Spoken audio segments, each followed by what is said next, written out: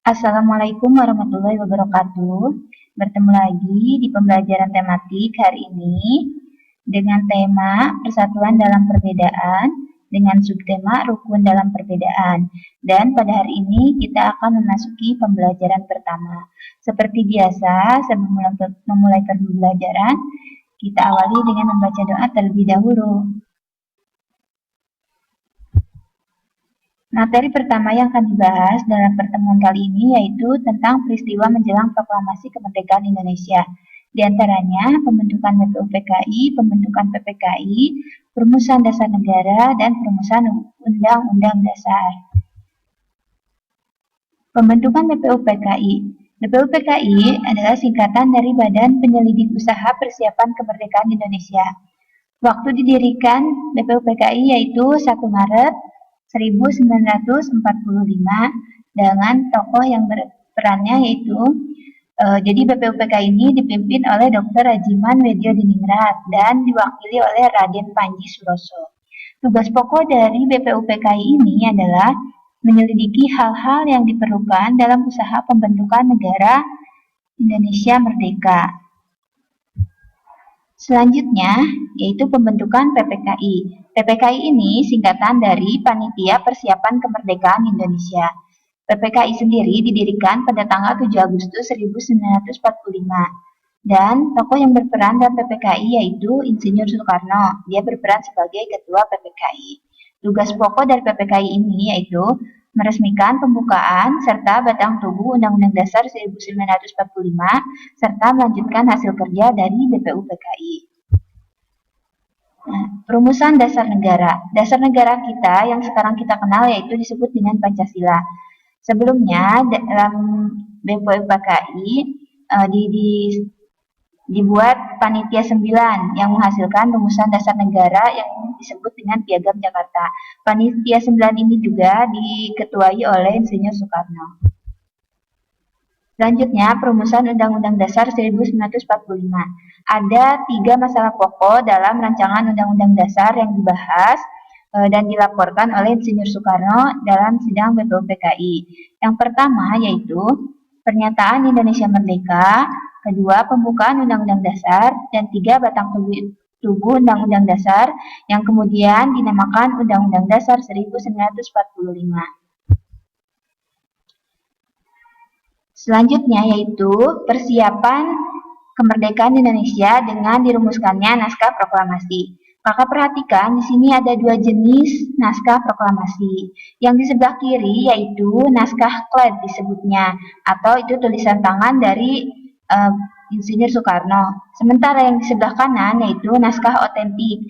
Jadi naskah proklamasi yang sudah ada perubahannya dan kemudian diketik oleh tokoh yang bernama Sayuti Melik.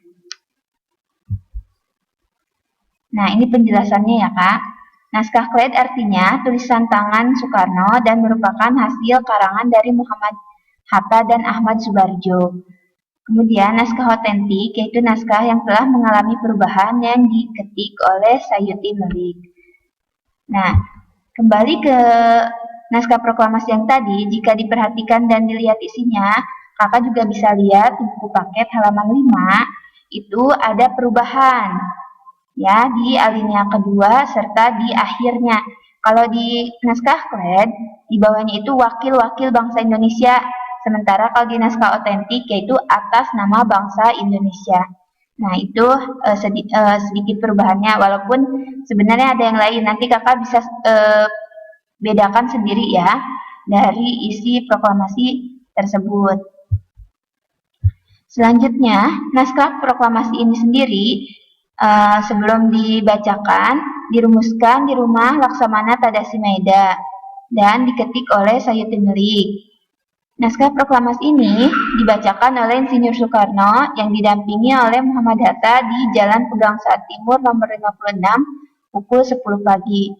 Sementara ada tokoh yang bernama B.M. Dia yang berperan memperbanyak dan menyiarkan teks proklamasi tersebut ke seluruh dunia. Nah, dalam peristiwa proklamasi ada acara yang direncanakan pada upacara kemerdekaan saat itu, Yang pertama, pembacaan teks proklamasi. Yang kedua, pengibaran bendera merah putih. Yang ketiga, sambutan Wali Kota Suwiryo dan Dr. Muwardi. Nah, adapun bendera pusaka yang dikibarkan saat peristiwa proklamasi tersebut dijahit oleh Ibu Fatmawati. Nah, dan pengibar benderanya dilakukan oleh Latif Hendraningrat dan Suhud. Dan mereka spontan menyanyikan lagu Indonesia Raya. Adapun makna penting proklamasi bagi rakyat Indonesia diantaranya, satu, sebagai puncak perjuangan bangsa Indonesia. Sebagaimana kita ketahui bahwa rakyat Indonesia telah berjuang selama ratusan tahun untuk kemerdekaan Indonesia. Dan dengan dibacakannya proklamasi Indonesia, ini menjadi puncak perjuangan rakyat Indonesia. Yang kedua, sebagai pernyataan bahwa negara Indonesia merupakan negara yang merdeka. Ketiga, menaikkan martabat bangsa Indonesia. Yang keempat, dapat memulai perjuangan sebagai negara baru dan lepasnya bangsa Indonesia dari belenggu penjajah. Setelah kita belajar tentang makna proklamasi Indonesia, kita akan lanjutkan materi tentang cara penyesuaian diri tumbuhan terhadap lingkungannya. Di sini ada pohon jati. Pohon jati ini cara menyesuaikan dirinya dengan menggugurkan daunnya saat musim kemarau. Tujuannya supaya tidak terjadi penguapan yang berlebihan yang dapat menyebabkan tumbuhan kekurangan air dan mati. Selain pohon jati, ada pohon mahoni dan kedondong yang juga menyesuaikan diri dengan cara menggugurkan daunnya, namun tidak sebanyak pohon jati. Selanjutnya ada pohon kaktus. Kaktus memiliki ciri-ciri khusus diantaranya satu, memiliki batang yang tebal. Ini berfungsi untuk menyerap air sebagai persediaan pada musim kering. Yang kedua, kaktus juga memiliki akar panjang dan banyak. Fungsinya untuk mempercepat penyerapan air. Dan ketiga, ciri dari kaktus yaitu daunnya berduri. Dan ini berfungsi untuk mengurangi penguapan serta melindungi diri dari kekeringan dan berguna sebagai alat pertahanan diri. Selanjutnya ada pohon bakau. Bakau ini merupakan tanaman yang hidup di daerah rawa yang tanahnya tergenang air dan miskin akan oksigen. Sementara pohon bakau ini memperoleh oksigen dengan menggunakan akar tambahan yang disebut dengan akar napas. Akar napas memiliki jaringan spons sehingga mempermudah penyerapan oksigen. Satu lagi ada teratai. Teratai juga memiliki ciri khusus, di antaranya satu, daunnya lebar. Fungsinya untuk mempercepat proses penguapan. Yang kedua, permukaan daun dilapisi lilin.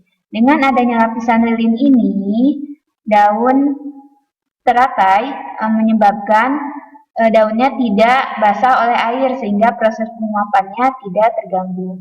Kemudian, akar dan batang dari teratai ini memiliki rongga yang berfungsi sebagai alat pelampung untuk membantu proses fotosintesis dan memudahkan pertukaran udara. Demikian materi yang bisa disampaikan hari ini, mudah-mudahan bermanfaat. Sampai berjumpa lagi di pembelajaran berikutnya. Wassalamualaikum warahmatullahi wabarakatuh.